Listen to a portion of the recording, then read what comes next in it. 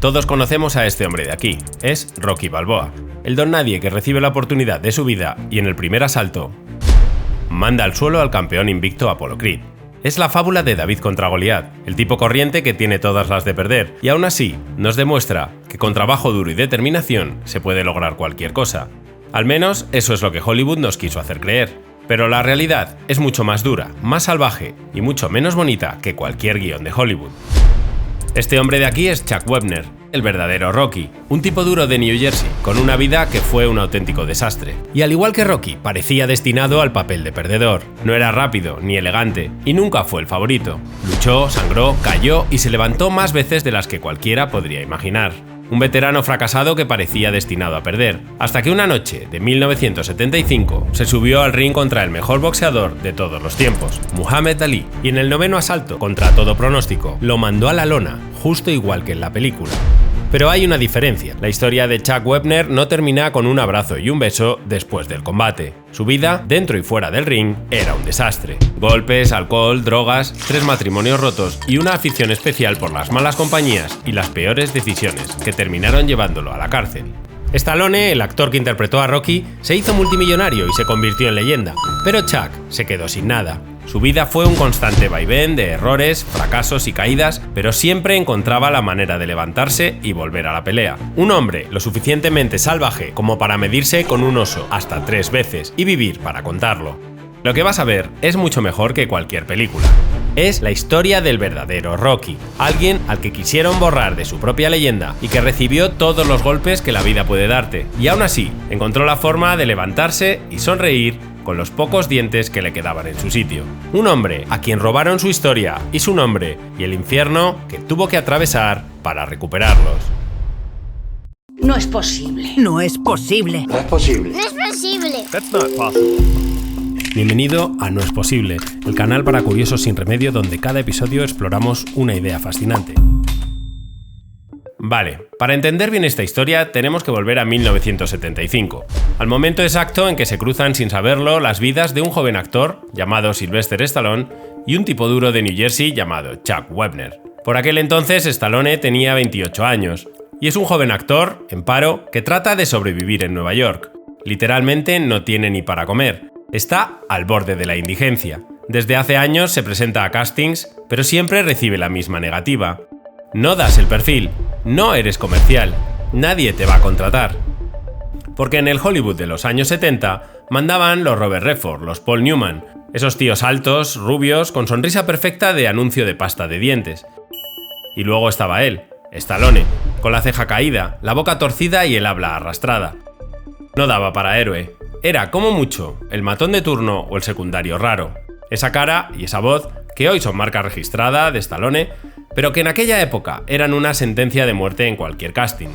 Lo más duro vino después. Stallone tenía un perro, Butkus, su mejor amigo y prácticamente lo único que tenía en el mundo. Cuando el dinero se acabó por completo, ya no podía alimentarlo, así que lo puso en venta y lo entregó por $60 para que al menos el animal pudiera comer. Él mismo lo dijo años después: fue el día más triste de mi vida. Esto ya no era pobreza, era sentirse un completo fracaso como ser humano. Todo estaba mal. En un momento dado, Stallone perdió su apartamento. Llevaba 3 semanas durmiendo en la estación de autobuses de Port Authority y no conseguía trabajo en ninguna película. Con esa presión encima llegó a hacer cosas que jamás habría imaginado. Entre ellas, aceptar un papel de protagonista en una película para adultos de muy bajo presupuesto. $200 por 2 días de rodaje. ¿Era eso o ponerse a robar para comer? El joven aspirante actor había tocado el fondo más absoluto. Y justo entonces, cuando ya no podía caer más bajo, vio algo que le cambió la vida para siempre. Muhammad Ali, el campeón invicto, se enfrentaba a un completo desconocido. Su nombre, Chuck Wepner. Wepner no era rápido, no era elegante. Era un grandullón, lento y pesado que parecía fuera de forma. Un veterano fracasado acostumbrado a perder. No tenía el estilo de los grandes boxeadores. Pero tenía algo que a Stallone le llamó la atención al instante. Un corazón gigante y una resistencia a prueba de bombas. Comienza el combate, y los primeros asaltos son un recital de Ali. Wepner recibe golpes que mandarían a cualquiera a la lona, pero no retrocede. El tipo sigue en pie, sigue avanzando, sigue peleando como si su vida dependiera de ello. Y de repente ocurre lo impensable. En el 9º asalto, Webner derriba a Muhammad Ali. El campeón está en la lona, el mundo entero se queda sin palabras.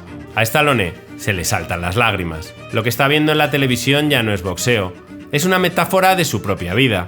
Un perdedor por el que nadie apuesta y que aún así sigue en pie, resistiendo y con un par de buenos golpes que todavía puede devolver. Esa noche Stallone es incapaz de dormir, saca un boli y un cuaderno viejo y comienza a escribir sin parar. En 3 días y 3 noches terminó el primer borrador de un guión de unas 120 páginas sobre un boxeador de barrio sin futuro que recibe la oportunidad de su vida y se niega a rendirse. Ese guión se llama Rocky. Lo que Stallone no sabía, en ese momento, es que la historia que acababa de escribir no le pertenecía. Y casi 30 años después, Chuck Wepner decidió demandar a Sylvester Stallone por $15 millones. Ha estado usando mi nombre para promocionar la franquicia de Rocky durante años, sin parar. Conozco a Chuck Wepner y es una pena que esto haya llegado a este nivel. Siempre tuve la idea de Rocky y ver a Chuck Wepner fue, ya sabes, un momento inspirador. Pero de ninguna manera Rocky es Chuck. Y es triste, pero supongo que él tiene su propia agenda con todo esto. Vale, pero entonces, ¿a quién creemos? ¿A Chuck cuando dice que le robaron su nombre y su historia? ¿O a Stallone cuando asegura que aparte del momento del combate ya lo tenía todo en la cabeza? Mira cómo se desarrolla la vida de Chuck Wepner y júzgalo tú mismo. Este es Chuck Wepner, apodado el Sangrador de Bayonne, porque era original de Bayonne, en New Jersey, y porque en cada combate le abrían las cejas y sangraba sin parar. Chuck nunca fue un boxeador bonito. Eso sí, era grande, duro y resistente como un roble. Chuck Wepner nació en 1939 y creció en los projects de Bayonne, bloques de vivienda pública donde se amontonaban las familias con pocos recursos y los conflictos eran el pan de cada día. Allí aprendió a pelear en la calle antes que a leer. No porque Chuck buscara problemas, sino porque en ese ambiente, si no te defendías, te comían vivo. Y para no ser la presa fácil, se puso desde crío la coraza de tipo duro. Se convirtió en el fanfarrón que siempre va de listo y nunca se muestra débil. Con 17 años vio Battle Cry, una película que idealizaba la vida militar, presentando a los marines como tipos duros y siempre rodeados de chicas guapas que se les tiraban encima. Y pensó, esa es la vida que yo quiero. Lo que no sabía es que era pura propaganda, una de las campañas que el gobierno realizaba a través de Hollywood para llenar los cuarteles de chavales sin futuro que se tragaban el cuento. Sea como sea, funcionó y Chuck se alistó en el cuerpo de marines del 59 al 62. Pero después de esos 4 años, salió de los marines igual que había entrado, sin dinero y con muy pocas opciones. Así que terminó cobrando deudas para un pequeño prestamista local a cambio de dinero rápido, y trabajando de portero en un club de striptease, manteniendo el orden y echando a los borrachos que molestaban a las chicas. Y ahí estaba Chuck, un tipo grande y fuerte sin ningún rumbo, el típico perfil que en los barrios duros acaba en la cárcel o entrando en una banda. Una noche Chuck conoció a Joe Barry, el jefe del Police Athletic League, una iniciativa de la policía que ponía gimnasios gratis en los peores barrios para que chavales como Chuck pudieran pegar al saco, en lugar de terminar haciendo daño a alguien. Si te crees tan duro, le dijo, deberías subir a un ring y demostrarlo. Y así es como Chuck Wepner empezó a boxear de verdad. Comenzó a entrenar y 3 meses y medio después se presentó a los Golden Globes de Nueva York. Ganó 5 combates seguidos y se llevó el título de los pesos pesados novato. La prensa lo bautizó como la gran esperanza blanca. Hay que entender que estamos en plenos años 60, en Estados Unidos, y el país está partido en 2 por la lucha racial. El asesinato de Martin Luther King, de Malcolm X, los Black Panthers, revueltas en decenas de ciudades y el gran boxeador Muhammad Ali convertido en el símbolo mundial del orgullo negro. Un boxeador blanco, rubio, de barrio obrero, que ganaba combates como Chuck, era exactamente lo que una parte de la América blanca conservadora quería ver. Un luchador que pudiera devolver el título de los pesos pesados al lado blanco, después de que los campeones negros llevaran dominando casi 70 años. Así que el joven Chuck se hizo profesional y su bautismo de fuego llegó pronto. En 1966 se enfrentó a Sonny Liston. Aquello no fue un combate, fue una masacre. Necesitaron 72 puntos de sutura para arreglarle la cara a Webner, y la prensa lo describió como el peor baño de sangre en la historia del boxeo. Desde entonces, nadie volvió a quitarle el apodo del sangrador de Bayonne. Webner queda marcado como un boxeador duro capaz de aguantar los golpes, pero no parece un aspirante serio. Se convierte en un boxeador del montón. Sin embargo, hay un momento en el que la suerte parece sonreírle. En 1974, su manager cerró un acuerdo verbal con Don King, el promotor más importante de la época, y el hombre que manejaba a casi todos los campeones negros. Si Foreman retenía el título contra Ali en el Rumble in the Jungle, Chuck sería el siguiente. Estoy hablando de esa pelea mítica en Zaire, África, donde Ali, al que ya daban por acabado, se pegó a las cuerdas y dejó que Foreman se vaciara pegando como un loco. Esperó con paciencia y en el octavo asalto lo tumbó. Chuck lo vio todo por la tele. Al principio animaba a Foreman porque después le tocaba a él, pero a partir del quinto asalto ya vio cómo Ali iba a ganar. Y a él se le escapaba la oportunidad de su vida de luchar por un gran título. 6 meses después, cuando Chuck ya parecía destinado a una carrera de boxeo irrelevante, sonó el teléfono. Era Don King otra vez. Chuck, ¿estás listo? Tu próximo combate es contra Muhammad Ali, título mundial. Y así, casi de casualidad, Chuck Wepner se plantó en el centro del ring más grande de su vida. Y atento ahora, porque exactamente aquí es donde los parecidos entre la película y la realidad comienzan a ponerse interesantes.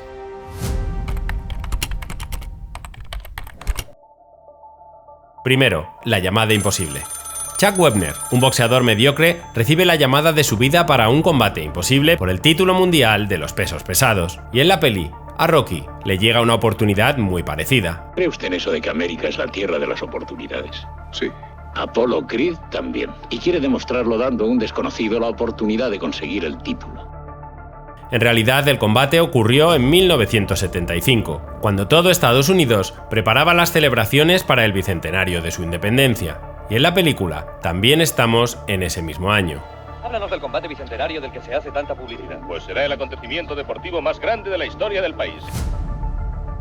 Ali era el campeón intocable. Después de tumbar a Foreman, ningún boxeador de nivel quería enfrentarse a él. Don King miró la lista de posibles rivales y no encontró a nadie.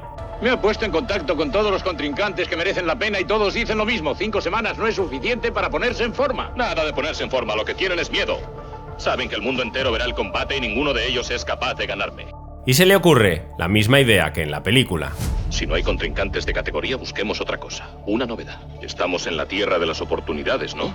Por lo tanto, Apollo Creed, el 1 de enero, da una oportunidad al más destacado boxeador local. Rocky parece el rival perfecto para vender la fantasía del sueño americano, en el que cualquiera puede lograr lo imposible en pleno año patriótico. Y en la realidad, Don King eligió a Chuck exactamente por el mismo motivo. Lo admitió años después. Era todo puro negocio. La gente quería ver a un blanco plantándole cara al campeón negro. Exactamente lo mismo que hace Apollo Creed en la película. ¿Es una coincidencia que te enfrentes a un hombre blanco en el día más celebrado de la historia del país? Pues no sé, ¿es una coincidencia que él se enfrente a un hombre negro en el día más celebrado en la historia del país? El trabajo y el origen. En la peli, Rocky cobra deudas para un mafioso y es italoamericano puro. Y Chuck hacía exactamente lo mismo para un prestamista local de bajo perfil, en Hoboken, New Jersey. ¡No me pegues en la cara, Rocky! ¡Calla! ¡En la cara no! El señor Gazzo quiere los 200 ahora. Además, también tenía raíces italianas. Al igual que Rocky no era un mafioso de verdad, como menciona en sus memorias y en entrevistas, solo hacía trabajos de intimidación física ligera, una especie de segundo trabajo ocasional que le ayudaba a pagar las facturas. Una forma sutil de decir que iba repartiendo puñetazos cuando alguien olvidaba pagar el dinero que debía a su jefe. El propio Chuck era un hombre con cierto talento para el boxeo que se ve obligado a hacer este tipo de trabajos para ganarse la vida. Tú tenías talento para llegar a ser un buen boxeador. Y en lugar de eso, te has convertido en el matón de un cochino prestamista de segunda categoría. Me gano la vida. ¡Desperdicias tu vida! Para calentar la pelea, Ali intentó el truco de siempre. En una entrevista provocó a Chuck para que lo insultara delante de las cámaras. Quería montar el circo racial para vender entradas. Pero Chuck se negó en seco y confesó que él no era racista, solo era un tío de barrio que quería pegar a otro tío de barrio y cobrar su parte. Y lo curioso es que para vender la pelea en la película, Apollo se burla de Rocky delante de todo el mundo, utilizando el tema de los estereotipos raciales, aunque de manera más sutil. Eres italiano, ¿no? Sí, soy italiano. ¿Qué tiene que ver eso? Pues que si no sabe boxear, seguro que sabe cocinar. Me está haciendo quedar como un idiota. Yo le rompería la boca. Algo que, por otro lado, es muy parecido a lo que intentó hacer Chuck Wepner con Ali en la realidad.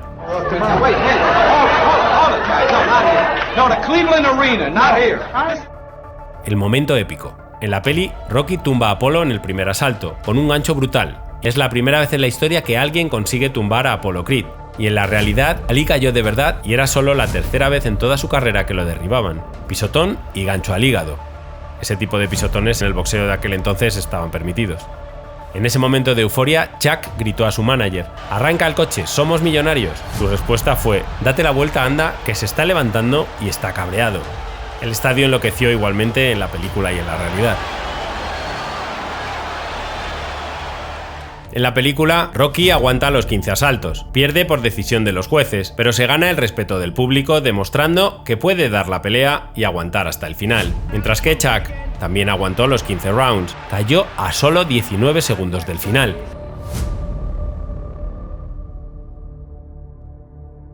Cuando pones todo esto junto, la idea de que Rocky salió de la imaginación de Stallone a mí me parece que empieza a romperse un poco.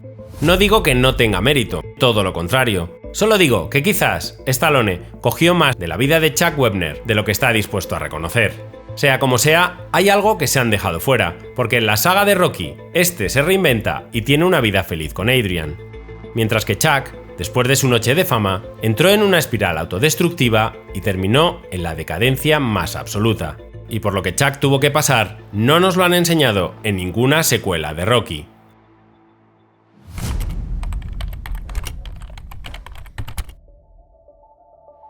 Su pelea con Ali convirtió a Chuck en un héroe de un día, y a partir de ahí, como decimos en España, todo fue de culo y cuesta abajo. Muy pronto, todos se olvidaron de él, y su vida empezó a transformarse en un caos. Bebía todo menos agua, le atraían las malas compañías y se enganchó a la cocaína. Tomaba decisiones impulsivas y casi siempre le salían mal. Stallone convirtió la vida de Chuck Wepner en oro, mientras Chuck solo se llevó los golpes. Puede que por eso Stallone no se sintiera bien y tratara de ayudar a Chuck ofreciéndole un papel en Rocky 2, como el sparring que entrena con Rocky en el gimnasio. Chuck aceptó la invitación y condujo ilusionado hasta Filadelfia con un amigo y un par de chicas que habían conocido la noche antes. Allí le esperaban para una lectura de guión, pero llegó con una resaca de 3 días y hasta arriba de cocaína. La prueba fue un completo desastre y su oportunidad se esfumó una vez más. Después de aquello, Chuck quedó desolado, estaba fuera de forma y no le llamaban para ningún combate. Comenzó a traficar con droga para sobrevivir y un año después aceptó subirse al ring en una exhibición absurda contra André el Gigante. 2,5 metros de fuerza bruta y unos puños como piedras. Ese combate fue una locura. Terminó con Chuck saliendo despedido por encima de las cuerdas y con una pelea en masa de todos contra todos.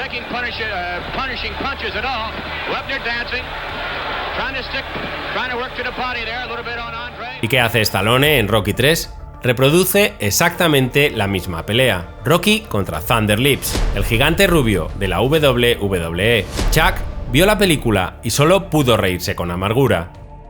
Como ha contado 1000 veces en entrevistas, Chuck se encontraba con gente en la calle que pensaba que se estaba haciendo rico con las películas de Rocky, pero la realidad era bien distinta. Realmente no vio un centavo y su situación no hacía más que empeorar. Y entonces empezó su verdadero descenso a los infiernos, borracheras y cocaína dura de lunes a domingo. Su mujer lo echó de casa, perdió el contacto con su hija y se divorció por tercera vez. Y en medio de todo eso, aceptó pelear 3 veces contra Víctor, un oso pardo de 300 kilos. Chuck salió vivo de milagro.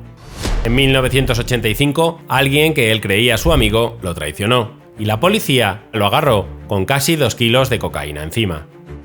Le cayeron 10 años de condena, aunque terminó cumpliendo menos de 3 por buena conducta. Casualmente, Stallone estaba rodando Lock Up en la misma prisión en la que se encontraba Chuck, y lo presentó al equipo como el auténtico Rocky, aunque después lo negaría todo. De ninguna manera Rocky es Chuck. Y es triste, pero supongo que él tiene su propia agenda con todo esto. Dicen que la vida no nos da siempre lo que queremos, pero siempre nos da lo que necesitamos para hacernos mejores. Dentro de aquellas rejas, Chuck encontró algo que nunca había tenido: tiempo y silencio para pensar. Dejó de correr, leyó libros, pensó despacio y se miró sin máscaras por primera vez en mucho tiempo. Desde crío llevaba puesta una coraza de tipo duro. Esa máscara le protegió y le ayudó a sentirse seguro, pero también se convirtió en su condena. Chuck podría haber seguido escondiéndose, muchos lo habrían hecho, pero él eligió otro camino. A principios de 1988 salió de la cárcel con 49 años, sin nada en los bolsillos, pero por primera vez con una idea clara en la cabeza. Ya no quería seguir siendo su propio enemigo. Dejó de beber, dejó la coca y reconstruyó la relación con su hija. Con el tiempo aprendió a disfrutar de una vida sencilla. Conoció a Linda, hoy llevan más de 30 años juntos. Poco después, con ayuda de su hermano y un pequeño préstamo, montó su propia distribuidora, Webner's Liquor and Wines, un negocio modesto, pero suyo. Por primera vez en su vida, Chuck estaba en paz consigo mismo, pero un día de 2003 vio algo que le removió por dentro. Estaban anunciando el estreno de Rocky VI, la sexta película de la saga, 30 años después de su pelea con Ali, y Stallone seguía ganando millones con su historia. Ver eso le supo fatal, y en agosto de ese mismo año, Chuck Wepner decidió demandar a Sylvester Stallone por $15 millones, acusándolo de uso no autorizado de su nombre, su imagen y su vida durante más de 3 décadas. El juicio duró 3 años y en 2006 llegaron a un acuerdo del que no se ha sabido nunca una cifra exacta. Cuando le preguntaron a Chuck, respondió que era confidencial, pero sonrió y soltó la frase que lo resume todo: "Fui el verdadero Rocky y por fin me pagaron el combate". Finalmente entendió que el pasado ya no se puede cambiar, pero el futuro se escribe con cada decisión que tomas. La vida no es un guión de Hollywood, ni suena música épica cuando sales a correr, pero lo cierto es que siempre te da una última oportunidad, y Chuck la vio venir antes de que sonara la campana final. Decidió lo único que realmente importa: dejar de ser su propio enemigo, y eso sí que es ser el verdadero Rocky. Este proyecto es nuevo y la idea es subir historias así todas las semanas, así que si te gusta este tipo de contenido, suscríbete